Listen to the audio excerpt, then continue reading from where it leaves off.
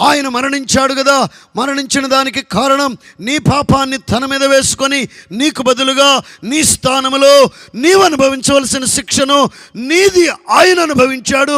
ఆయన చనిపోయిందే నీ కోసం. ఆయన సమాధి చేయబడ్డాడు, తిరిగి లేచాడు, పరలోకానికి వెళ్ళిపోయాడు, మళ్ళీ రాబోతున్నాడు.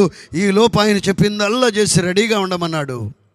రాబోతుంది నీకోసం, వచ్చింది నీకోసమేనయ్యా, నీకోసమే అక్కయ్యా, అంకుల్ మీకోసం, ఆంటీ గారు మీకోసం, పెద్ద ఆయన మీకోసం, ఎమ్మెల్యే గారు మీకోసం, ముఖ్యమంత్రి గారు మీకోసం, గవర్నర్ గారు మీకోసం, ప్రధానమంత్రి గారు మీకోసం, కోట్లు సంపాదించిన అంబానీ గారు మీకోసం,